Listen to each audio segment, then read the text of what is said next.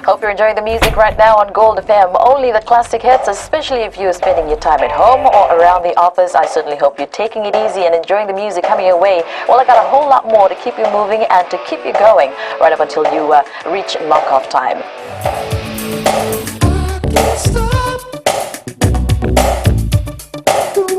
I'm Kara. Join me every weekday from 2 to 7 on The Ride, only on Gold FM.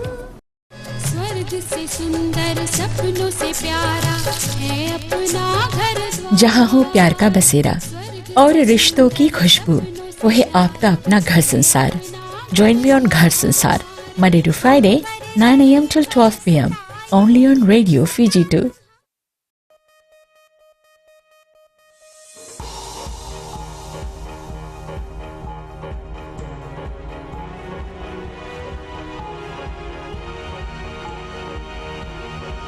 Tonight, FBA sounds a warning as water level drops at Monosavo Dam.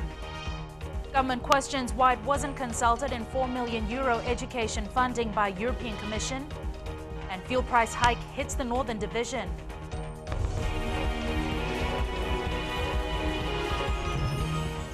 Good evening, I'm Jackie Spate and you're watching FBC News.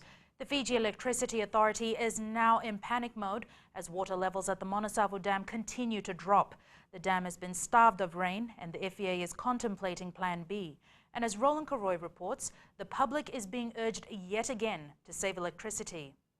A rare sight. This is the Monosavo Dam with low water levels, having not had a drop of rain for the last 5 days. We are in the panic mode because out of the 9 months that have already gone by this year, around 6 months or almost 7 months, I think, 7 months out of the 9 months we received below average rainfall. So what we are saying basically, if the dry spell that is right now prevailing, if it continues further in November and December and for rest of October, then definitely we could be heading for some trouble. The Monosavo and Nandarivatu dams feed power stations that supply electricity to the whole of Viti Levu, so one can only imagine what would happen if water levels continue to drop. Usually by October every year, Monosavo is experiencing heavy rain. It's mid-October now and this still hasn't happened. Usually when it rains here, water levels at a healthy 740 meters above sea level. Today, the water level is at around 730 meters, having the Fiji Electricity Authority extremely worried. The last resort for the FEA would be to rent generators from New Zealand, but this is not an easy decision to make. In terms of the cost, obviously it will cost FEA, if you were to bring in those hired sets and run them for 3 months, we expect an expenditure of around 50 to 55 million Fijian dollars. So to make those type of decisions, it's a costly one, and we do not want to make those decisions very early and then suddenly find out that we're going to have a lot of rain. FEA's best bet right now is you, the public. The advice now is use electricity wisely and only when it's needed. Roland Karoy, FBC News. The government is concerned over yesterday's announcement by the European Commission and Australia of the allocation of €4 million to be channeled through the Australia Pacific Technical College for the parent training of Fijians connected with the sugar industry. It's understood that these funds are being allocated under the Accompanying Measures Support Program. A government statement said the purpose and the intended benefits from this approach are highly questionable since there were no consultations with the Fijian government or key stakeholders. Prime Minister Vorengem Bainimarama said the intended association demonstrates a unilateral approach toward development assistance rather than a partnership approach. He also said that this is highly irregular. The government said it believes that if the EC is genuine about development and assistance, it must reconsider and work with organizations such as the Fiji National University to achieve the best results for all Fijians. The European Union has clarified why it had to suspend fundings direct to the Fiji government since 2006. European Commission's Deputy Director General Development Cooperation, Marcus Cornaro, says the EU has future programs to be rolled out after the 2014 elections. Apisolome Toka reports. The European Union has since 2006 stopped funding the Fiji government and instead channel assistance to non-governmental organizations and international agencies. I think there's no secret in saying that the current circumstances would not allow us to pass EU funding directly through the government. This is well known. But I was also happy to indicate that we are preparing after successful holding of the elections that we would have in future programs, and this could include programs for the sugar industry. FBC News asked Konaro if the European Union has been using bullying tactics on Fiji in order to pressure the government to hold elections as soon as possible. Yes, I think I would say we're using bulla tactics and not bullying tactics. I don't know where I would have ever bullied around anyone, nor any of my colleagues.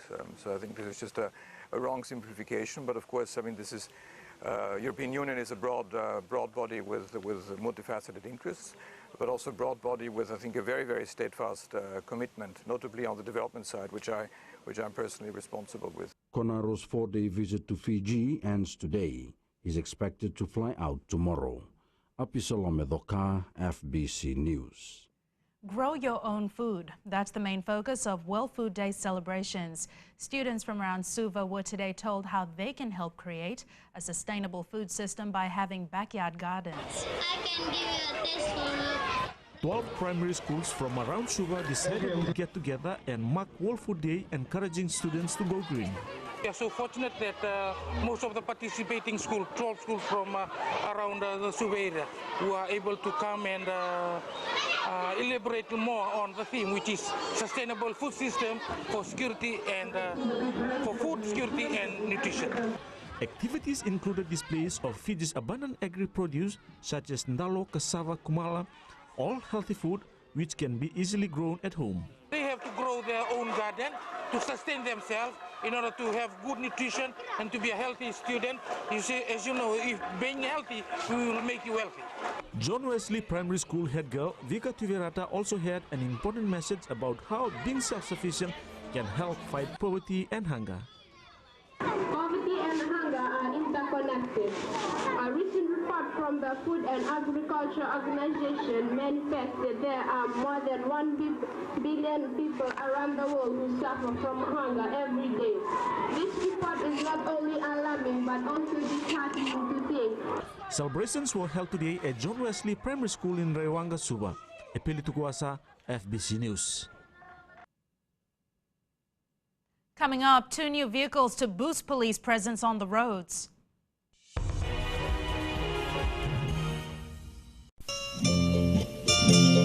Nisambulo binaka oya wone kamanalangi oni nandorungo diao mai na diwa kina rua na bisinga mai na moni tikina bagarumbuka na Radio Fiji wana ndomai biti bongani bianyano nama katalengana benga na sasi biani na tinna kaloka na bembongi ni bukelulu kena bima mani walu na bembongi ni bakarowai mai na mbuza ni balu ninge namaka. आपकी शादी होने वाली है 5 बच्चे होंगे 5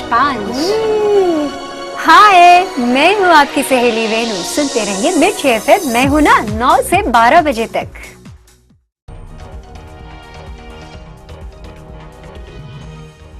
Welcome back. You're watching FBC News. The Land Transport Authority has given 2 pickup trucks to the Fiji Police Force to help fight crime. It's a win-win situation since the vehicles will be used to keep an eye on the roads and reduce fatalities. Wasita Kote Wasawasa reports. Highway patrol officers account for 70% of all traffic infringement bookings. The LTA believes these 2 vehicles will be a huge boost in making Fiji's roads safer. We are here as great partners to solidify our collaboration effort in controlling the situation from further escalating. This is a global call, and the message of road safety is a universal one, which must be redefined and re-emphasized precisely to all walks of life in Fiji. With the festive season around the corner, authorities are worried about a hike in drunk driving cases and a possible increase in road deaths. It's common for police and the LTA to see an increase in traffic offences during this time. This is a worrying trend, and it sticks out as a sore thumb. It's an eyesore to all of us including LTA and police, to see the lives being wasted at a very young age, some right at the peak of their lives, some at the climax of life, but are gone within a blink of an eye. A lack of vehicles has been a long-standing issue for the Fiji police force. These two pickup trucks are a welcome addition to the fleet. No matter what, we can't afford to let our guard down and be complacent about the pursuit of educating the people of Fiji, and particularly our children who daily travel our roads to schools. Both the enforcement agencies have reaffirmed their commitment to remain vigilant on the roads and ensure that no lives are lost over the festive season. Vasita Kote Wasawasa, FBC News. People in the interior of Viti Levu, Vanua Levu and the outer islands will pay a higher price for their LPG and petroleum products. Shireen Lata has more on the story. The Fiji Commerce Commission explains the new fuel prices announced on Monday are specific for Suva, Lautoka and Lami areas. As we move away from the major urban centers and the major trading centers, the prices differs. That's why for the LPG price, if you look at the determination released by the Commission, there are three schedules. Schedule 1 is the prices that will be applicable to any traders in Viti Levu and Vanua Levu. Schedule 2 is the prices for all the other outer islands except for the island of Taveuni, and prices for Taveuni is as per Schedule 3 of the determination that was released. Maharaj says prices will differ as per 13 schedules determined by the Commerce Commission. Trader who is selling at prices above what the Commission has approved, then basically they are creating an offence under Section 52 of the Commerce Commission Decree 2010 in regards to overcharging. Reactions to the higher price in the Northern Division has not been favourable. I could clearly say it's too much. It's beyond our thinking, beyond our thoughts. Compared to the income in Vanua Levu, in Lambasa, it should not have been increased. This petrol price has gone up, so everything will go up now. A lot of things will be increases in price. Meanwhile, the Consumer Council of Fiji is urging the public to spend their money wisely and try and consume less fuel this quarter.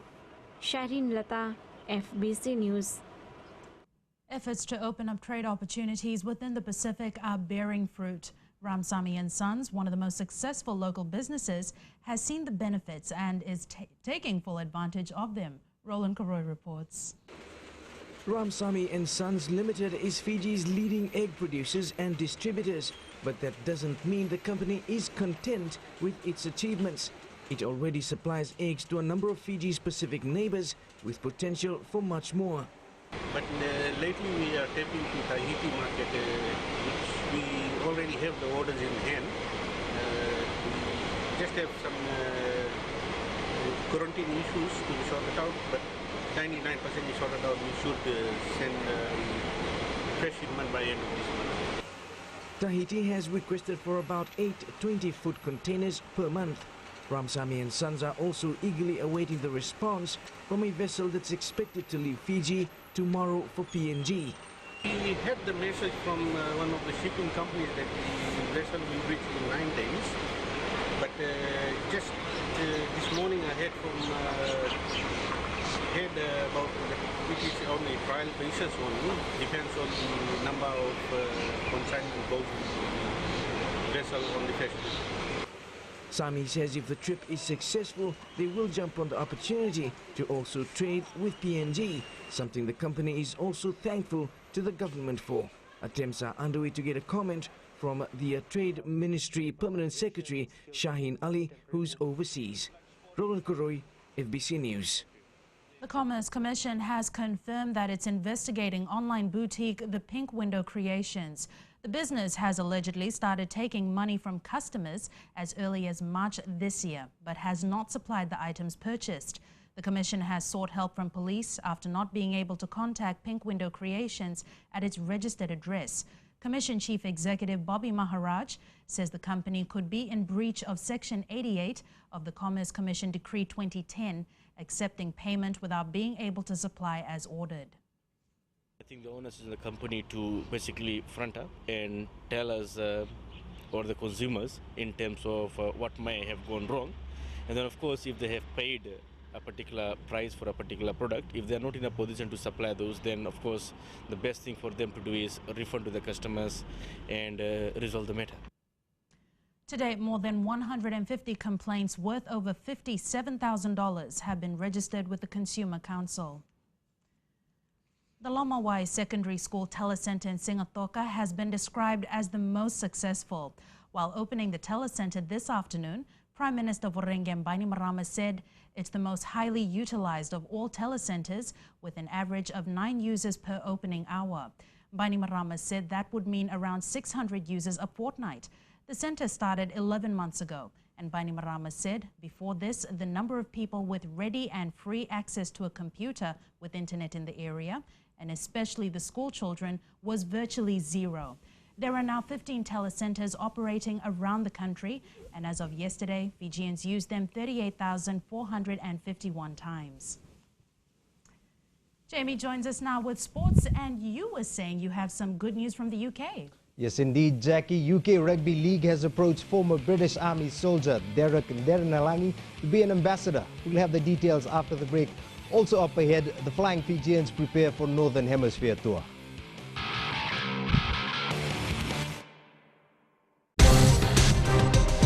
I wake up in the morning, I prefer to go down to the gym, get a bit of physical work done.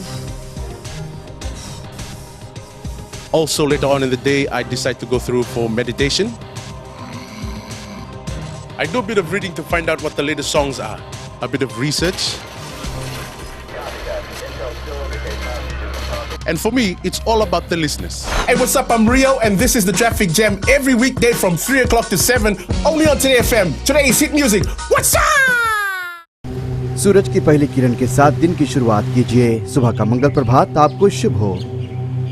सुबह सुबह हो खुशियों का मेला, ना लोगों की परवाह ना दुनिया का झमेला। पंछियों का संगीत हो और मौसम अलबेला। मुबारक हो आपको ये खूबसूरत सवेरा। हर सोमवार से लेकर शुक्रवार तक सुबह 6 से लेकर 9 बजे तक शामिल रहें रेडियो फिजी 2 पर हम सफर में रविंद्र सिंह के साथ।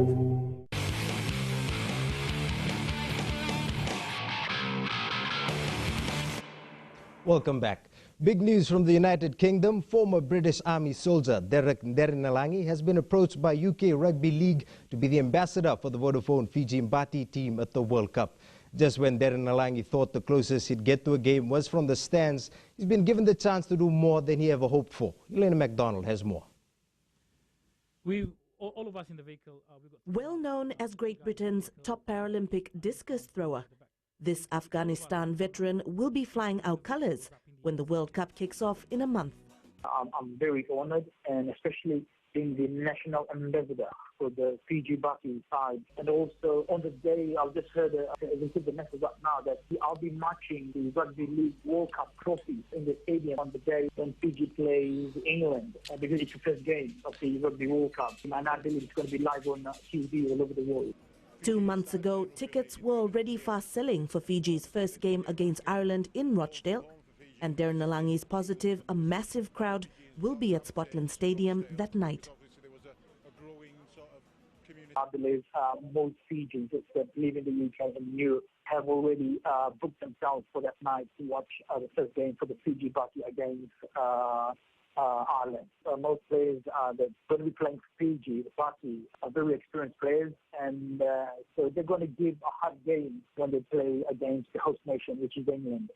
The Fiji Bati have settled in England and have a warm-up match against the Rochdale Hornets lined up before the all-important Irish game, which compared to other teams will be the easiest in their group. Elena MacDonald, FBC Sports. The Flying Fijians are preparing to embark on a 4-match tour to the Northern Hemisphere next month. A small number of local players are currently in camp at the CATD campus in Nandawe in preparation for this tour. Officials are expected to announce the 30-man squad after the final Fairbrother Trophy challenge between Tailevu and Nandrunga this weekend. The side plays 3 test matches as well as a clash against the Barbarian side, coached by All Blacks mentor Steve Hansen. Overseas-based reps are expected to make up the majority of the Flying Fijian squad. Yeah, this year on the 14th of November at about 9:20, we'll be unveiling 2 new plaques on the rugby town. Meanwhile, officials and local-based players will be presenting their itatau to Minister of Youth and Sports, Williame Naupoto, this evening. Now to a story about two former 7th grades. One is nicknamed the Stretcher, while the other is the RB7's all-time point scorer. What do Williame Satala and Ben Gollings have in common, apart from being renowned players in the 7s arena? Well, they're about to have their names engraved in Singatoka Town's Rugby Walk of Fame. It's all part of the town's celebrations for the upcoming Bailey's Fiji Coral Coast 7s next month. Yeah, this year on the 14th of November at about 9:20, we'll be unveiling two new plaques on the Rugby Town Walk of Fame, joining the likes of Jonah Lomu and David Campese and our own Waisalea Serevi. We'll have Ben Gollings and the Stretcher, Vili Satala. So we're really looking forward to this occasion and just growing this, as I said, the stable of champions that we have there in Singatoka Town. The Bailey's Fiji Coral Coast 7s will be held on the 14th to the 16th of November at Lawanga Park in Singatoka, and you can catch coverage of the tournament right here on FBCTV. Local football giants Ba may have kept their courts inter-district championship title win and celebration small, but for this year's Premier IDC winners Tabiuni, there was no holding back. Upon the team's arrival on the island yesterday, players and officials were mobbed by excited families, friends and supporters. The crowd was awesome. You know, they came in numbers to support because it was the first time, like I said, we wanted it. Big crowd, a lot of support. I think I have united Revenue as an island to come together. All races, they came together as one. It's been 10 years since Tabiuni footballs have achieved a title win, and it is thanks to determination from a coach who sadly will not be with the team next season. FBCTV's announcement to air live coverage of English Premier League has been a blessing for local businesses. Salin Daudakadaka has the details. Only country in the EPL casts a long net in terms of viewership across the globe. With FBCTV set to air live coverage of games from this weekend, one local company, MH Supermarket, has already seen the benefits. But since the launch was done about 2 days ago, there has been a lot of inquiries. And there's been also upgrade of sales of the antenna from the homemaker stores. The company has had to order more antennas to keep up with the demand from the public. With this announcement made by FBC, everybody is just trying to get the antennas now fixed. I would say that FBC has made an impact. Definitely has made an impact with a bigger coverage, greater coverage in Fiji, and now with EPL coming in, it's just got the rest of the group to come on board. So while fans are eagerly counting down to the first game this weekend, it's also meant good business. Salendo Dakavak, FBC Sports. That's it for Sports Tonight. It's back to Jackie now with business.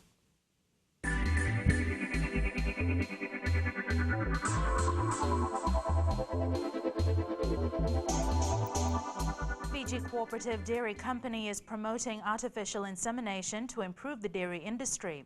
Farmers and the Agriculture Ministry were taken through a training course to reintroduce artificial insemination to Fiji. Shireen Lata reports. The training was done at the Coronivia Research Station by New Zealand-based company CRVM Breed.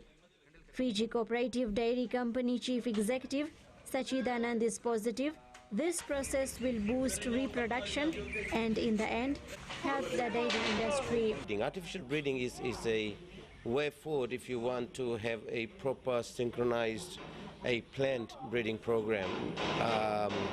And it also introduces good genes into the dairy herds. The milk production at national average is 5 liters per cow daily, and hopes are to increase it to 10 liters.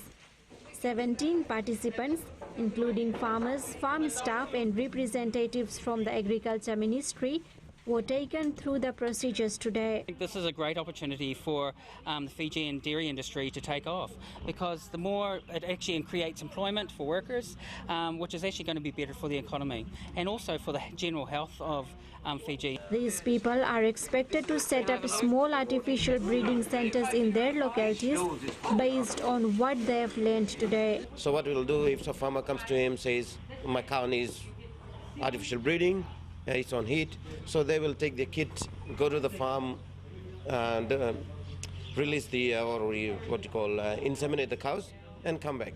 Around 2,000 cows are expected to be inseminated this year. Shahrin Lata, FBC News. Fiji's new energy policy will be out by the end of the month. A final consultation is being held in Suva to go over the draft national policy compiled over the last 8 months. Minister for Works Colonel Timothy Natuva says this new policy will make Fiji less dependent on traditional energy sources. With the work that have been accomplished, I believe we can all say that we now have a clear direction and way forward in terms of our energy requirements.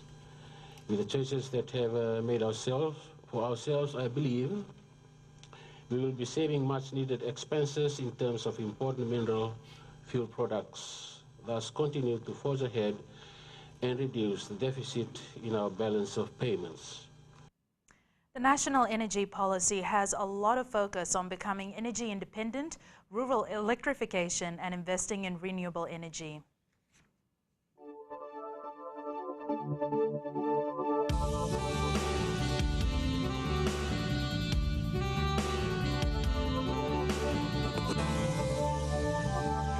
So Jackie, we had World Egg Day last week and today is World Food Day. How'd you celebrate? I had a nice bowl of salad, Jen, washed it down with a lovely glass of water. How appetizing. Sure beats my chili chicken and noodles. On to weather, and we had minimal sunshine today. Mostly showers throughout the country with a few sunny periods here in Suva and the western side over here. Quick look at temperatures. 28 degrees in Suva and Lambasa is our lowest temperature, while 33 in Ba and Nadi is our highest. Now, if you were hoping things would clear up tomorrow, sorry to disappoint you, but it looks like another incredibly wet and cloudy day. Just confirmed by the Met Office, there's a trough of low pressure north of us with a lot of rain slowly drifting southwards in our direction. Lastly, as mentioned earlier in the bulletin, Monosavo is currently experiencing low water levels. And here is a photo showing exactly that. Look at that. Wouldn't hurt for us to do our bit towards energy conservation. That's weather. Bye for now. Thanks so much for that, Genevieve. Recapping the headlines, the FEA is advising people to use electricity wisely as water level drops at Monosavo Dam. Government questions why it wasn't consulted in €4 million education funding by European Commission, and fuel price hike hits the Northern Division. On to our poll question for this week, and we're asking, should the selection of the Digicel Fiji Sevens team be totally controlled by Ben Ryan?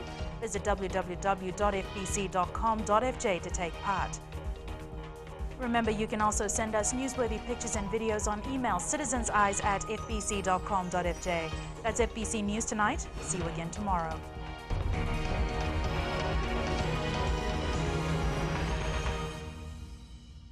Isambolo binaka na dango wadi soni dalai na makyo mani wasini ngono borota kina lali ne kabi mai na tolu kina bitu ena moni digina porombuka ena mbula FM na bandu ena serre.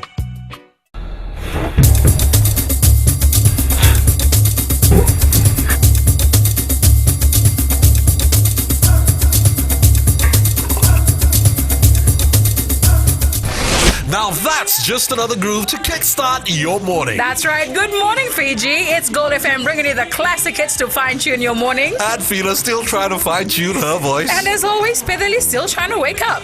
Now this is where you'll find us every morning from Monday to Friday. On Daybreak with Pedali and Fina from 6 to 9. Join us.